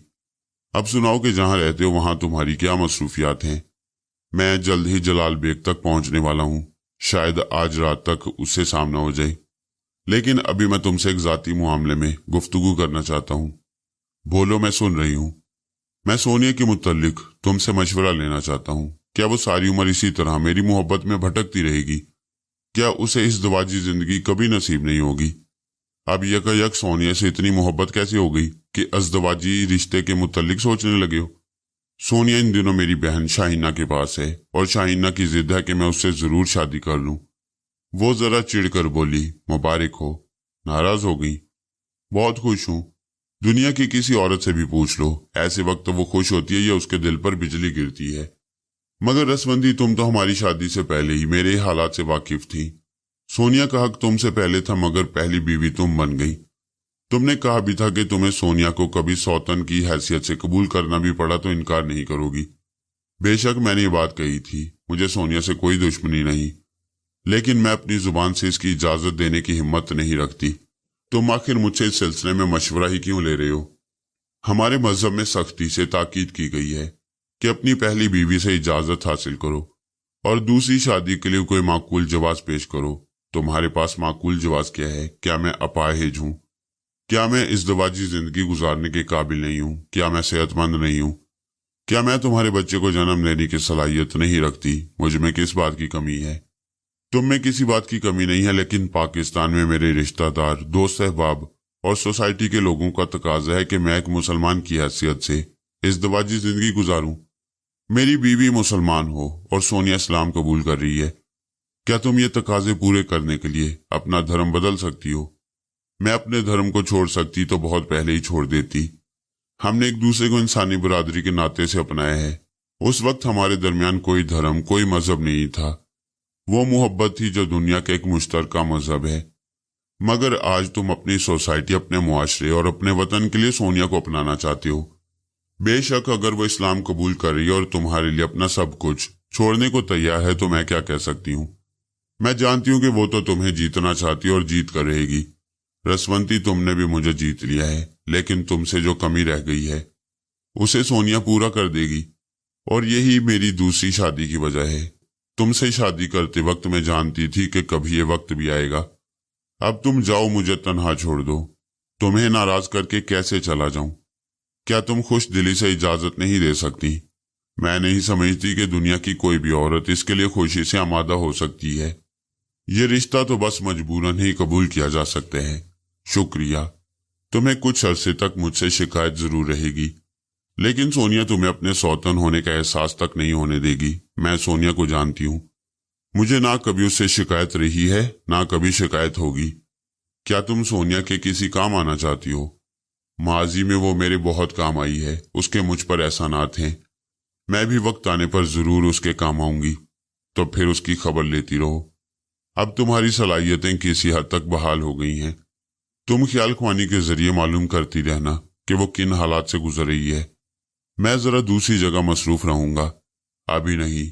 तुमने मुझे जो जहनी सदमा पहुंचाया है, पहले उससे संभल जाने दो। अभी मैं उसके पास जाऊंगी तो मुमकिन है जलापे का शिकार हो जाऊं। मेरा सर दुख रहा है। मुझे थोड़ी देर के लिए तन्हा छोड़ दो। हमारा राब्ता खत्म हो गया। मैंने दूसरे लम्हे रीना जलाल के दिमाग में झांक कर देखा। उस वक्त लंदन में दिन के 2 बज रहे थे। रीना लंच के बाद बिस्तर पर लेटी आराम कर रही थी। जलाल बेग अभी तक उससे मिलने नहीं आया था और ना ही उसका कोई पैगाम आया था। रीना को इत्मीनान था जब तक कोई पैगाम नहीं आएगा उस वक्त तक जलाल बेग लंदन में ही मौजूद रहेगा और मौका मिलते ही उससे मिलने आएगा। रीना की सोच मेरे लिए उम्मीद अफजा थी। मैं भी उसी के इंतजार में था। मैंने अपनी जगह से उठकर लिबास तब्दील किया, फिर फ्लैट से बाहर आकर राइट एरोस की कार की पिछली सीट पर बैठ गया उसका असिस्टेंट कार ड्राइव करने लगा। थोड़ी देर बाद में उसके साथ एक रेस्टोरेंट में बैठा खाना खा रहा था। खाने के दौरान मैंने मरजाना के दिमाग में झांक कर देखा। उस वक्त एक डॉक्टर उसका मुआयना कर रहा था और उसके लिए कुछ दवाएं तजवीज कर रहा था। मैंने डॉक्टर के दिमाग में पहुंचकर मालूम किया कि मरजाना अपनी तब्दीली के सिलसिले में किस मरहले से गुजर रही है। डॉक्टर की सोच के जरिए दो अहम इंकशाफात हुए। एक तो ये कि मरजाना तब्दीली के मराहल से गुजरते हुए एक ऐसे मरहले पर रुक गई है जहां से वो आगे नहीं बढ़ सकती। दूसरा अहम इंकशाफ ये था कि जो डॉक्टर उसका इलाज कर रहा था वो उससे मुतासिर था और चाहता था कि मरजाना तब्दील ना हो, बल्कि वो अपनी कुदरती जिन्स की तरफ वापस लौट आए। मैंने डॉक्टर की सोच में सवाल किया कि ऐसा मुमकिन है कि मरजाना फिर अपने औरतपन की तरफ वापस आ जाए।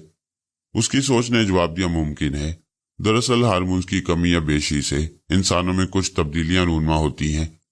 मसलन एक औरत के अंदर हार्मोन्स कुछ ज्यादा हो जाएं तो उसके चेहरे पर कहीं कहीं मूंछें और दाढ़ी के बाल निकल आती हैं।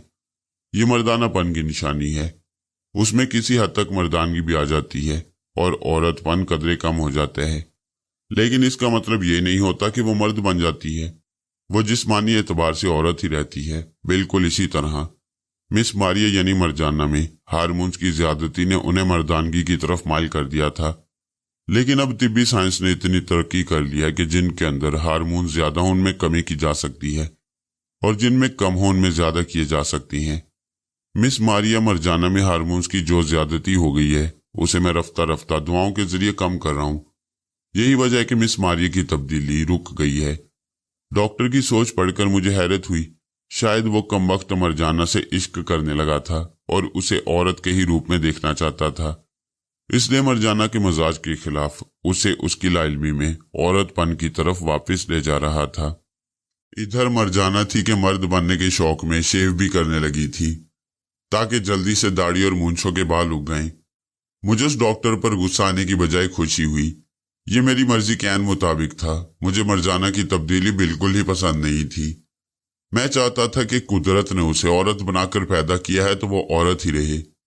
डॉक्टर मेरी ये ख्वाहिश पूरी कर रहा था।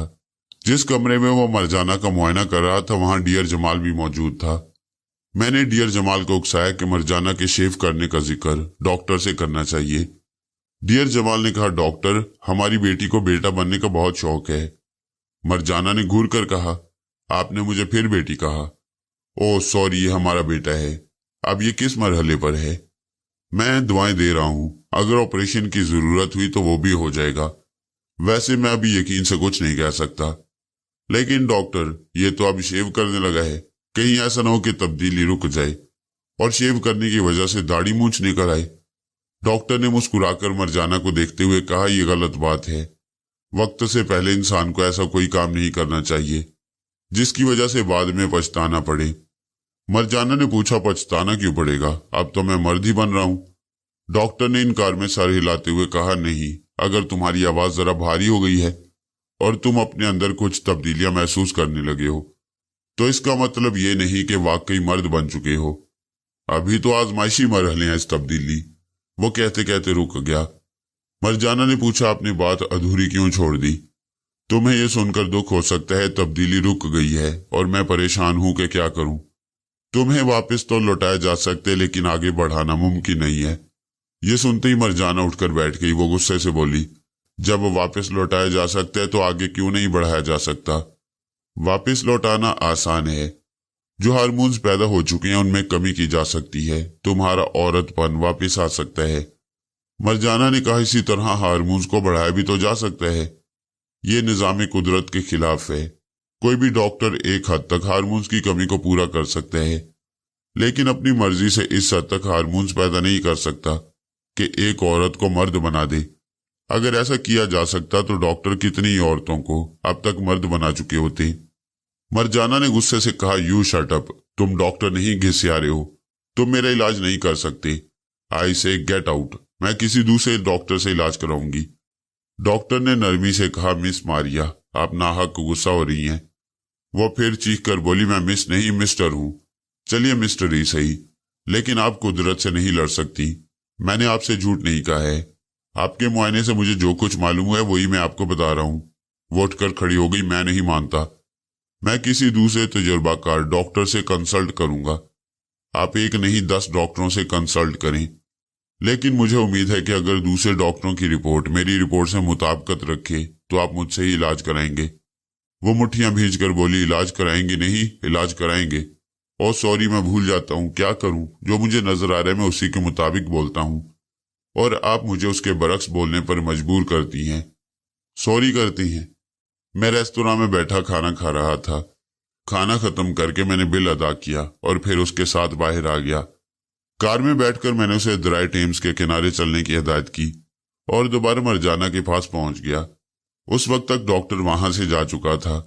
मैंने डॉक्टर के दिमाग में झांक कर देखा। वो अपनी कार ड्राइव करते हुए मरजाना के मुतालिक सोच रहा था और परेशान था कि वो दूसरे डॉक्टरों से कंसल्ट करेगी और उसके नुस्खे दिखाएगी तो राज खुल जाएगा। मैं उसे छोड़कर फिर मरजाना के दिमाग में पहुंच गया। मैंने इरादा कर लिया था कि अब वो जिस डॉक्टर के पास जाएगी मैं उसके दिमाग पर काबिज होकर वही नुस्खा लिखवाऊंगा जो पहला डॉक्टर उसके लिए तजवीज कर चुका था। मेरी कोशिश यही होगी कि मरजाना रफ्ता रफ्ता फिर औरत पन की तरफ वापस चली आए। मरजाना के साथ अजब तमाशा हो रहा था। वो मर्द बनने के लिए शेव करती थी, दूसरी तरफ तकदीर उसका मजाक उड़ा रही थी। वैसे भी डॉक्टर का यह हतमी फैसला था कि मरजाना अपने तौर पर किसी भी डॉक्टर का इलाज कराए। जिस मरहले पर उसकी तब्दीली रुक गई है वो उससे आगे नहीं बढ़ेगी। यानी वो मुकम्मल मर्द नहीं होगी और वापसी की दवाएं ना दी जाएं तो मुकम्मल औरत भी नहीं रहेगी। इस वक्त मरजाना और डियर जमाल गाइड बुक से लंदन के मशहूर मारूफ डॉक्टरों के पते नोट कर रहे थे। मैं उनके पास से वापस आ गया। थोड़ी देर बाद मैं दरिया टेम्स के किनारे एक बेंच पर बैठा हुआ था। वहां चारों तरफ शबनमी धुंधलक्का छाया हुआ था। मैं ओवरकोट पहने, फ्लैट हेड, पेशानी पर झुकाए सोचों में गुम बेख्याली में दरिया टेम्स की लहरों को देख रहा था कि एक नौजवान अंग्रेज दोशीजा मेरे पास आकर बैठ गई। उसने मुस्कुराकर पूछा, क्या तुम्हारे पास सिगरेट होगा? मैंने उसे कोई बाजारी औरत समझकर भगा देना चाहा, मगर फिर ख्याल आया एक सिगरेट पिला देने में कोई हर्ज नहीं है। ये सोचकर मैंने अपनी जेब से सिगरेट का पैकेट निकाला और उसे सिगरेट देने के दौरान उसकी सोच पड़ी तो चौंक गया। वो सोच रही थी, ओ गॉड, ये किसी तरह मेरे दाम में आ जाए और मैं इसे कॉटन गोदाम तक पहुंचा दूं ताकि वो लोग मुझे 500 पाउंड दे दें। इस रकम से मेरे बहुत से मसाइल हल हो सकते हैं। ओ क्राइस्ट, मैं तेरा नाम लेकर कोशिश करती हूँ। वो मेरी तरफ देखकर मुस्कुराई। मैंने उसका सिगरेट सुलगा दिया। उसने कस लेकर कहा, मैं स्ट्रीट गर्ल हूँ मगर तुमसे एक पेंस भी नहीं लूंगी। मैं पार्किंग एरिया से तुम्हारा पीछा करती आ रही हूँ, क्या तुम मेरे साथ चलोगे? तुम इतनी हसीन हो और मुझसे कुछ तलब नहीं करना चाहती। मुझसे ज्यादा खुश नसीब कौन होगा? कहाँ चलना होगा? बस वो उधर कॉटन गोदाम के करीब मेरा घर है। मैंने कहा, यहाँ का मंजर बड़ा ही रोमान परवर है, हम थोड़ी देर बैठेंगे, ये सिगरेट खत्म हो जाएगा तो चलेंगे, क्या ख्याल है?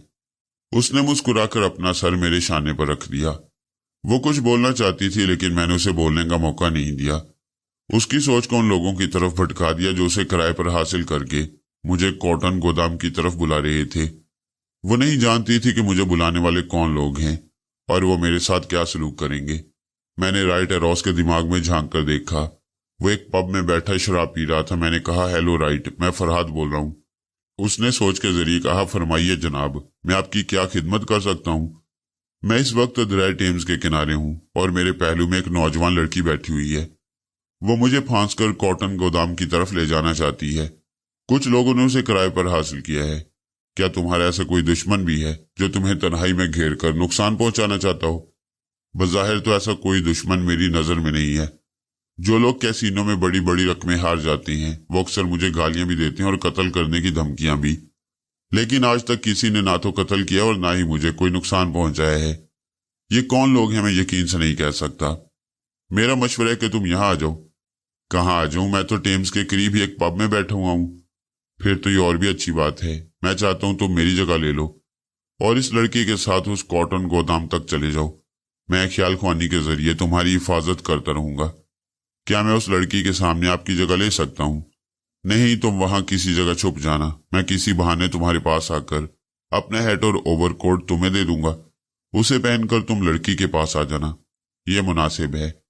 यहाँ पब के पास एक ओपन एयर थिएटर है। मैं वहां वेटिंग रूम में आपका इंतजार करूंगा।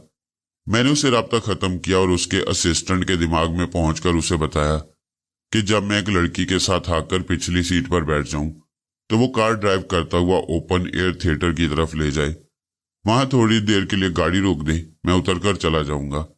उसके बाद असली राइट एरोस पिछली सीट पर आकर बैठ जाएगा। इस लड़की को इस तब्दीली का इल्म नहीं होना चाहिए।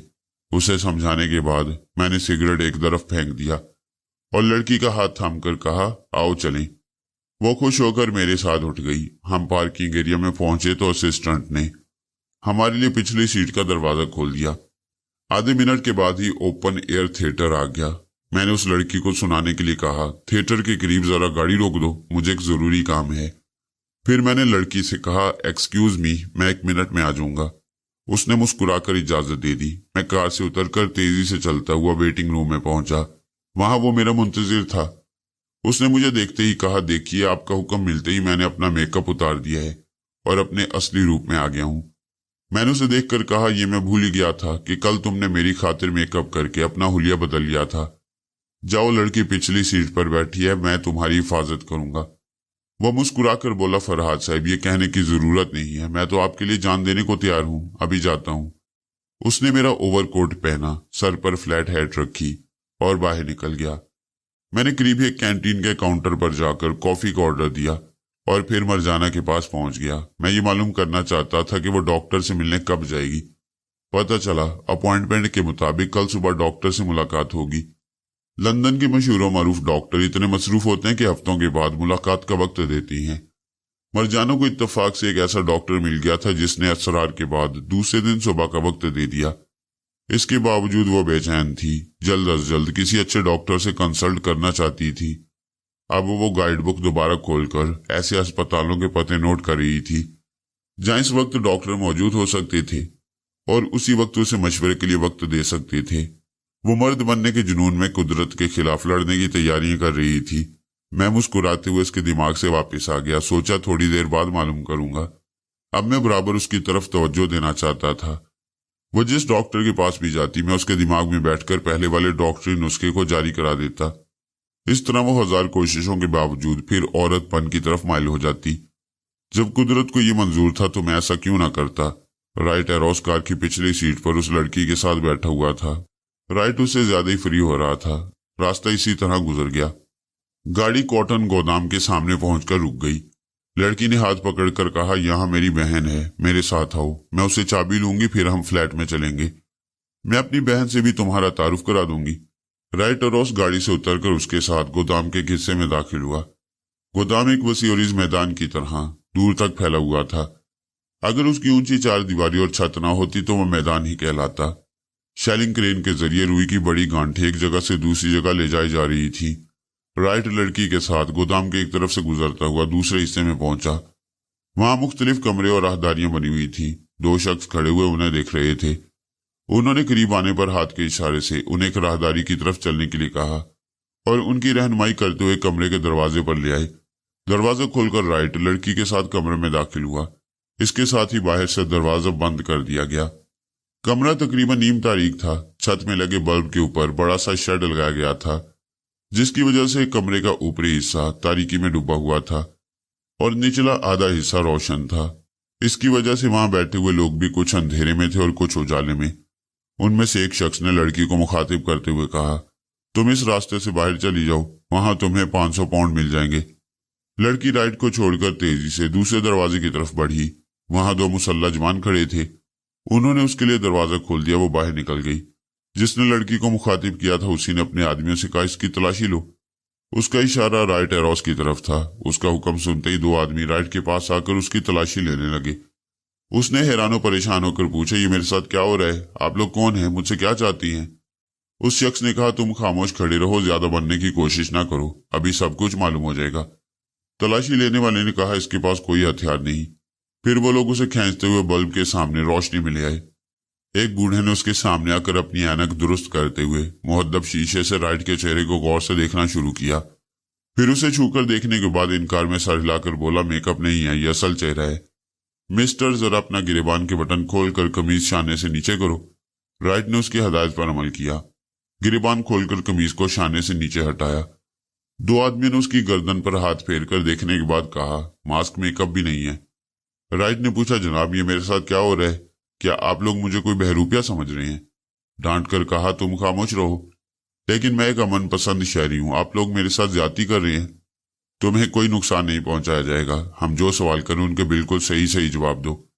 हमें मालूम हुआ था कि तुम जब रेस्तोरां में खाना खा रहे थे उस वक्त तुम्हारे चेहरे पर मेकअप था। राइट ने इनकार में सर हिलाकर कहा, मैं जैसा रेस्तोरां में था वैसे ही आपके सामने हूं। आपको वहां कोई गलत फहमी हुई होगी। उस शख्स ने कहा, मैं वहां खुद मौजूद नहीं था वरना मैं तस्दीक कर लेता। मुझे इतला मिली थी तुम्हारे बालों के करीब पेशानी की जिल्द यूं उधड़ी हुई थी जैसे मेकअप बिगड़ गया हो।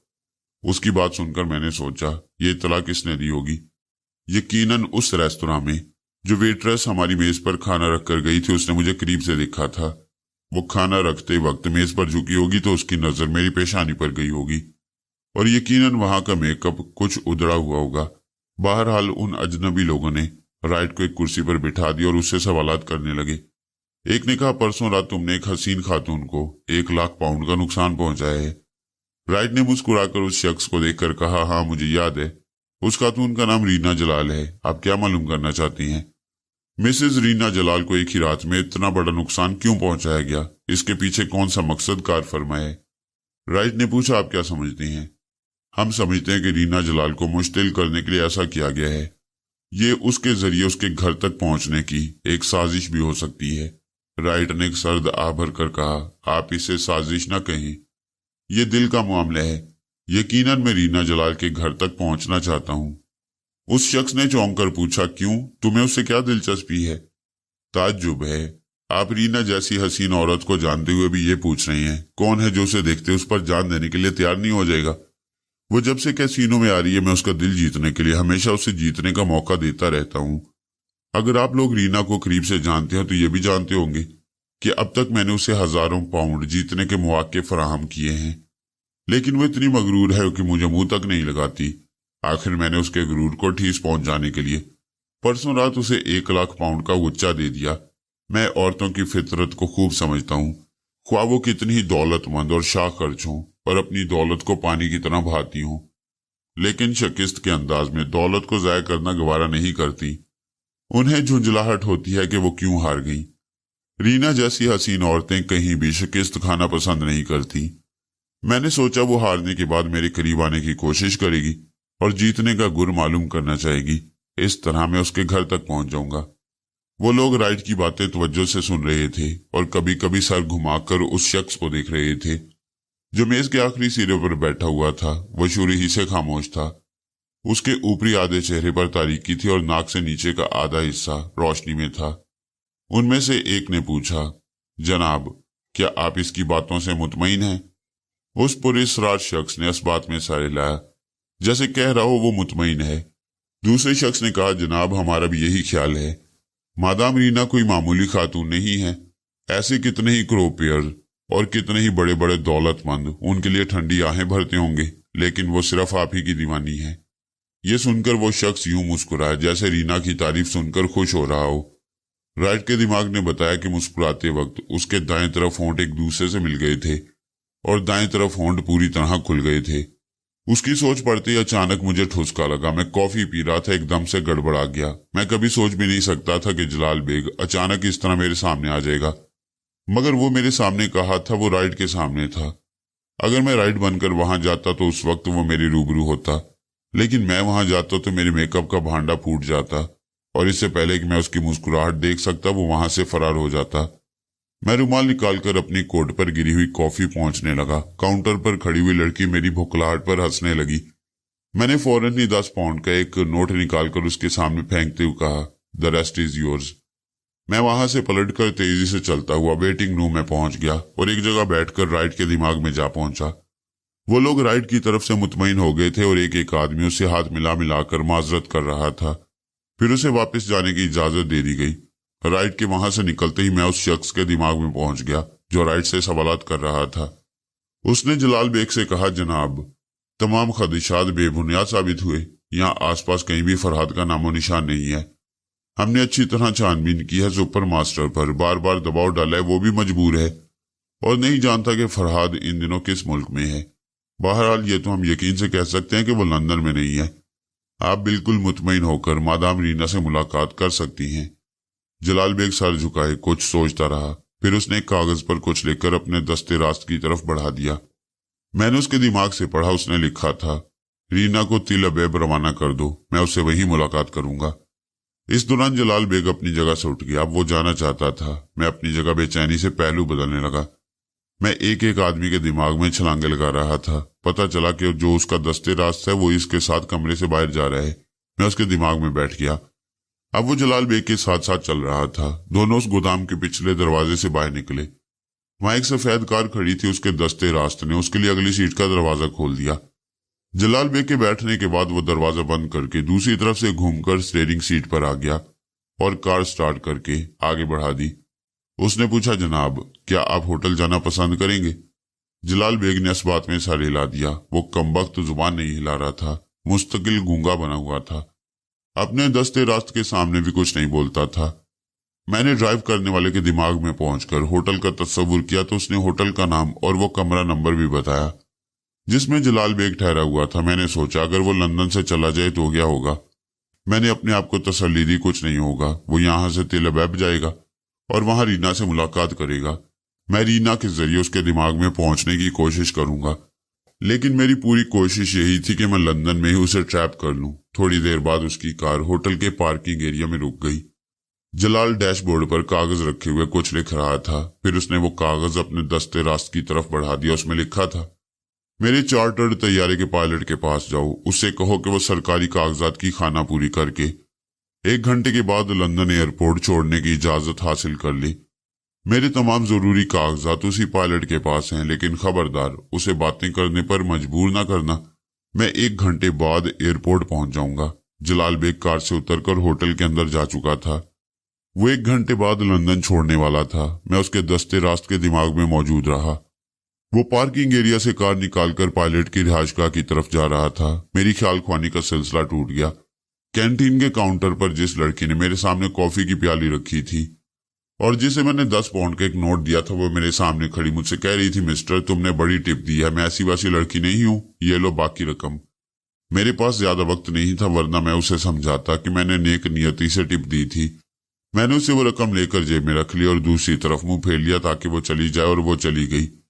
मैं फिर जलाल बेग के दस्ते रास्त के दिमाग में पहुंच गया। थोड़ी देर बाद वो एक बंगले के दरवाजे पर खड़ा हुआ कॉल बेल के बटन को दबा रहा था। अंदर घंटी की आवाज सुनाई दे रही थी। वो इंतजार करने लगा। चंद लम्हों के बाद दरवाजा खुला। एक छोटी सी लड़की ने सर बाहर निकालकर पूछा, यस मिस्टर, आप किससे मिलना चाहती हैं? जेकब कहाँ है? मैं बिग बॉस का पैगाम लाया हूँ। लड़की ने कहा, वेट अ मिनट, वो एयरलाइन क्लब में है। उन्होंने कहा था कि कोई जरूरी पैगाम हो तो मैं फोन पर उन्हें इतला दे दूं। वो अंदर चली गई। मैं उस लड़की के साथ था। वो कमरे में पहुंचकर एयरलाइन क्लब का फोन नंबर डायल करने लगी। थोड़ी देर बाद राब्ता खत्म हो गया। लड़की ने कहा, मैं अपने भाई जेकब से बात करना चाहती हूँ। उसे होल्ड ऑन करने के लिए कहा गया। चंद लम्हों के बाद जेकब की आवाज सुनाई दी, हेलो बेबी, क्या बात है? बेबी ने कहा, बिग बॉस की तरफ से एक शख्स कोई पैगाम लाया है। क्या तुमने उस शख्स से बात की थी? हाँ, बात करने से पहले ही मालूम हुआ था कि पैगाम लाया है। ओ बेबी, मैंने तुम्हें मना किया था कि कोई भी दरवाजे पर आए तो उसके सामने गूंगी बनी रहो। तुम्हें इशारे से मालूम करना चाहिए था आने वाला क्या चाहता है। बहरहाल जो भी हुआ, अब उसके सामने बात ना करना। उसे फोन के पास ले आओ, मैं बिग बॉस का पैगाम सुन लूंगा।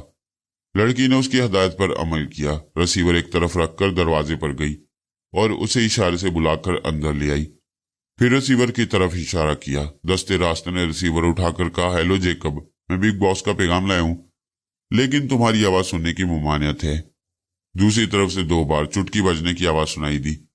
उसने मुतमईन होकर जलाल बेग का पैगाम उसे सुना दिया। जवाब में फिर 2 बार चुटकी की आवाज सुनाई दी। वो रिसीवर रखकर घर से निकल गया। मैं उसे छोड़कर जेकब के दिमाग में पहुंच गया। जेकब क्लब से बाहर आ गया था। एयरपोर्ट वहां से चंद कदम के फासले पर था। वो एक सबवे से गुजरते हुए सोच रहा था, बेबी ने पैगाम लाने वाले से गुफ्तगू की है, क्या ये बात बिग बॉस को मालूम हो जाएगी? मैंने उसकी सोच में कहा, बिग बॉस को ये बात कभी मालूम नहीं होगी।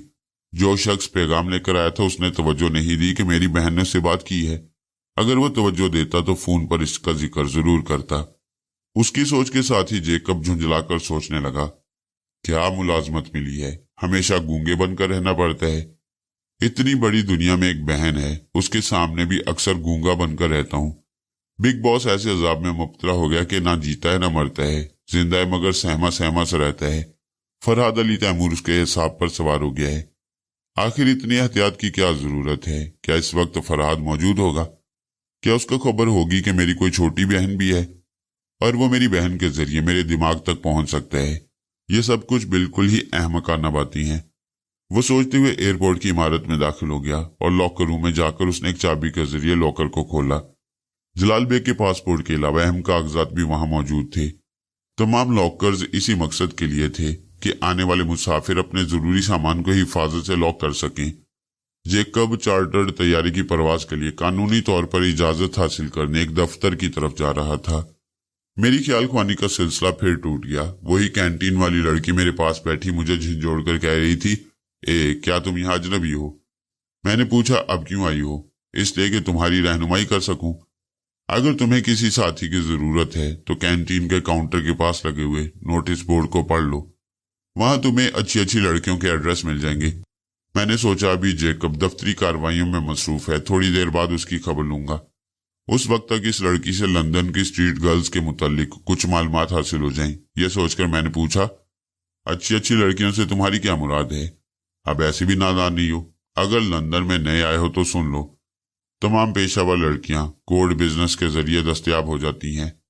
लंदन में ऐसी दुकानें हैं जहां बज़ाहिर आम जरूरियात की चीजें फरोख्त होती हैं, मगर उसके पीछे दूसरा धंधा होता है। उन दुकानों के नोटिस बोर्ड पर मुख्तलिफ लड़कियों के नाम और पतों के कार्ड लगे होते हैं। ऐसी लड़कियों और ऐसे दुकानदार कानून की गिरफ्त से महफूज रहती हैं। तुम भी कानून की गिरफ्त में नहीं आओगे। मैंने पूछा, वो कैसे? लड़की ने कहा, खुद ही जाकर नोटिस बोर्ड पर लगे हुए कार्ड्स पढ़ लो, मालूम हो जाएगा। मैं वहां से उठकर उस लड़की के साथ कैंटीन के काउंटर के पास आया। नोटिस बोर्ड पर कितने ही कार्ड्स लगे हुए थे। एक कार्ड पर लिखा हुआ था, घर के ऊपरी कामों के लिए मुलाजमा की जरूरत हो तो मिस लिली से मुंदरजा झैल पते पर मुलाकात करें। मिस लिली की उम्र 17 साल है। मैंने दूसरे कार्ड की तरफ देखा, वहां लिखा था, बच्चों की ट्यूटर के लिए मिस फ्लावर से मुंदरजा झैल पते पर राब्ता कायम करें। मिस फ्लावर की उम्र फ्लावर जैसी है। मैं ये इशाराती जुमले पढ़कर मुस्कुराए बगैर न रह सका। वाकई ऐसी लड़कियां और ऐसे दुकानदार कानून की गिरफ्त में नहीं आ सकते थे। मैं पलट कर जाने लगा। लड़की ने पूछा, क्या हुआ? कोई पसंद नहीं आई? अरे खाली नाम और पता देखने से क्या होता है, जाकर उनकी सूरतें भी तो देखो।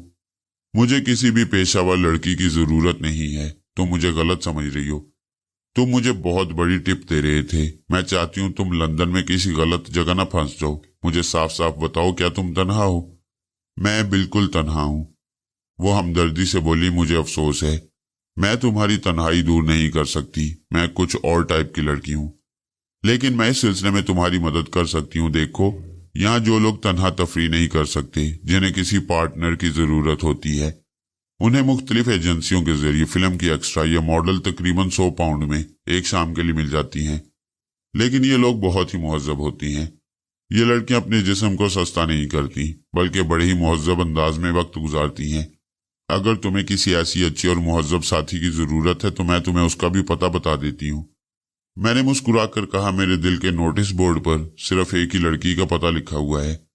मैंने उसकी ठोड़ी को छूते हुए कहा, और मैं उस पते पर पहुंच गया हूँ। वो खुशी से खिलकर मुस्कुराई और एक कदम पीछे हटकर अदाए नाज से इठलाकर बोली, बहुत से लोग मुझे देखकर ठंडी आहें भरते हैं, लेकिन कोई मुझे हासिल नहीं कर सकता। बेबी, ऐसे किसी को चैलेंज ना किया करो। पता नहीं कैसे कैसे लोग तुम्हारे सामने से गुजर जाते हों और तुम्हें नजरअंदाज कर देते हों, या तुम्हें जबरन हासिल करना नहीं चाहती हूं। ऐसों के लिए तुम्हारी बात एक चैलेंज बन जाएगी। मैं गलत नहीं कह रही हूं। मैं इतने ठोस इरादे की मालिक हूं कि अपनी मर्जी के बगैर किसी को उंगली पकड़ने का भी मौका नहीं दे सकती। फिर मुझे अपनी मर्जी से कौन ले जा सकता है? चलो, मैं अभी साबित कर देता हूं कि तुम इसी वक्त मेरे साथ चलोगी। वो बोली, हरगिज नहीं। मैं फौरन ही उसके दिमाग पर काबिज हो गया और उसका हाथ थामकर उसे उस इमारत के बाहर एक पार्क में ले आया। वहां मैंने उसके दिमाग को आजाद छोड़ दिया। वो एकदम से चौंक कर चारों तरफ देखने लगी। मेरा हाथ उसके हाथ में था। उसने जल्दी से हाथ छुड़ाकर पूछा, मैं यहाँ कैसे आ गई?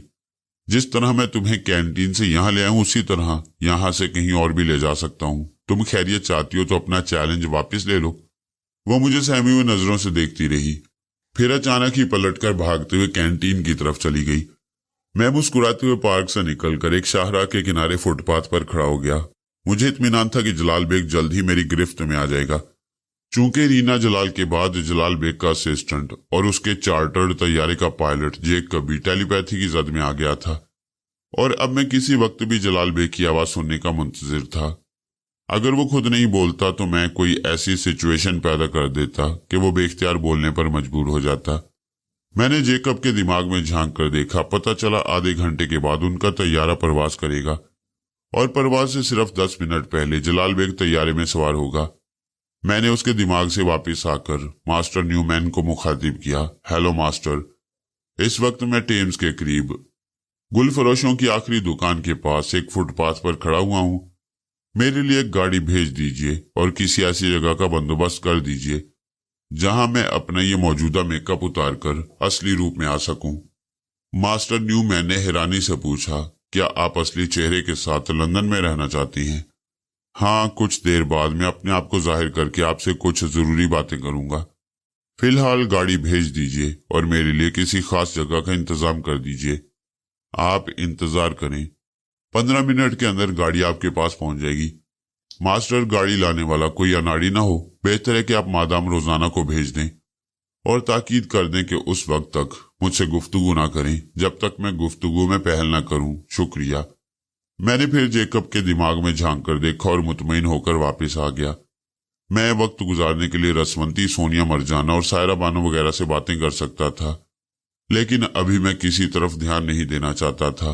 वक्त तेजी से गुजरता जा रहा था और वो सिचुएशन आने वाली थी जब जलाल बेग की सारी एहतियातें धरी की धरी रह जाती और उसके चेहरे से पुरस्रारियत का नकाब उतर जाता। ठीक 15वें मिनट एक बड़ी सी कार मेरे सामने आकर रुक गई। मादाम रोजाना खिड़की से मुझे देखते हुए मुस्कुरा रही थी। मैं दूसरी तरफ से घूमकर उसके बराबर वाली सीट पर आकर बैठ गया। वो कार स्टार्ट करते हुए बोली, मुझे ताकीद की गई है कि मैं गुफ्तगू में पहल न करूं, मगर मुझे बड़ी बेचैनी है। प्लीज ये बता दो, क्या जलाल बेग तक पहुंच गए हो?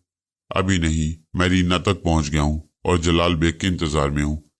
मैंने दानिस्ता उससे झूठ बोलकर उसे ताकीद की, देखो अब बातें न करना, मैं सोनिया से राब्ता कायम कर रहा हूं।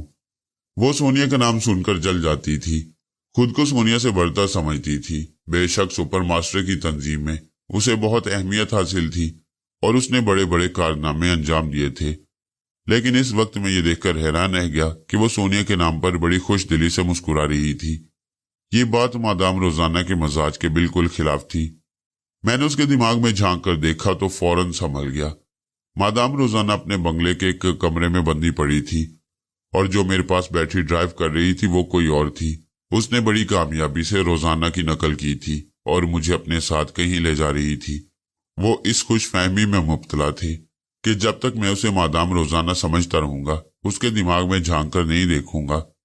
मुझे कुछ बोलना या पूछना हुआ तो मैं उससे जुबानी पूछूंगा। मैं उसके दिमाग को आहिस्ता आहिस्ता टटोलने लगा। उस कार के स्टीयरिंग से एक छोटा सा ट्रांसमीटर मुंसलिक था। उस ट्रांसमीटर के जरिए जलाल बेग अपनी कार में बैठा हमारी गुफ्तगू सुन रहा था। लड़की की सोच ने बताया कि इस वक्त जलाल बेग एयरपोर्ट की तरफ जा रहा होगा। जब तक वो तैयारे में बैठकर वहां से परवाज नहीं करेगा और लंदन एयरपोर्ट को नहीं छोड़ देगा, उस वक्त तक वो मुझे अपनी बातों में उलझाई रहेगी।